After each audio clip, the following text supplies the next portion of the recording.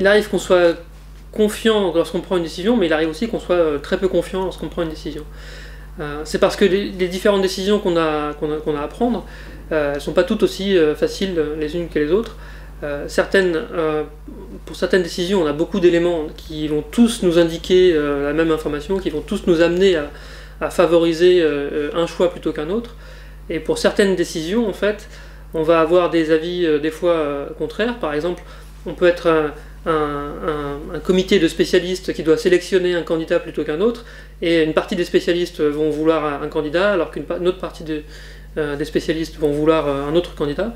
Dans ces cas-là, en fait, le président du comité doit en quelque sorte arriver à mettre en commun tous ces avis qui sont parfois contraires, et il aura peut-être moins confiance dans sa décision lorsque le comité est très partagé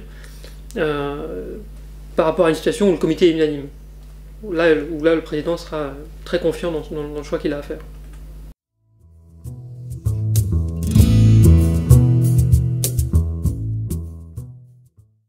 Pour des décisions élémentaires, on arrive en étudiant par exemple une décision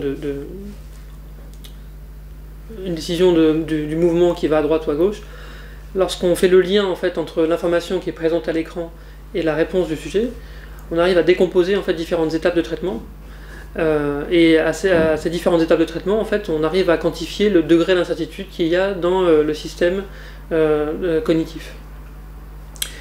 Et on voit en fait que à la fin de la chaîne, lorsque le sujet fait sa réponse, il s'est passé beaucoup de choses, et il y a différentes sources de bruit en fait qui sont venues s'ajouter, alors que la réponse, lorsqu'on voit le stimulus à l'écran, en fait, elle est censée être immédiate.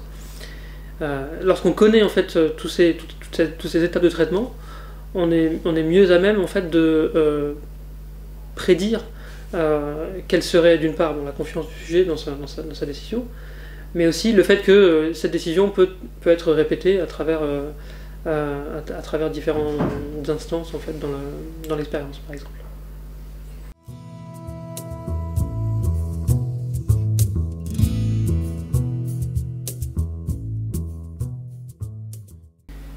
Donc la confiance, elle est aussi importante dans la communication en fait entre les individus.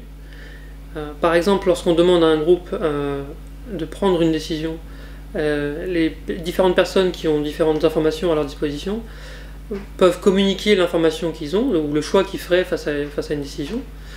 Et ils peuvent aussi se communiquer entre eux en fait leur degré de confiance assez facilement.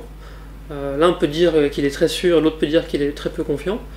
Et lorsque ces décisions en fait, collectives doivent être prises, ce qu'on observe, c'est que les individus en fait, lorsqu'ils partagent leur confiance, ils sont capables d'intégrer en fait, la réponse de l'autre et de la pondérer en fait, par la confiance que l'autre a donnée à sa réponse. Donc en fait, la confiance est une bonne manière en fait, de communiquer de l'information aussi.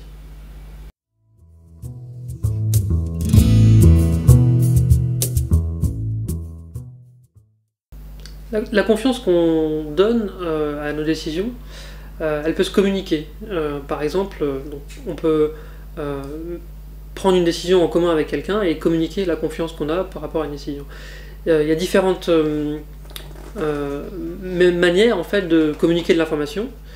Et dans les institutions, par exemple, il y a différentes manières dans lesquelles le dialogue entre différentes parties sont organisés. Des fois, il est possible que différentes parties puissent contribuer de l'information juste en contribuant leur vote, mais des fois ils peuvent aussi contribuer la confiance qu'ils ont dans le vote qu'ils pourraient faire.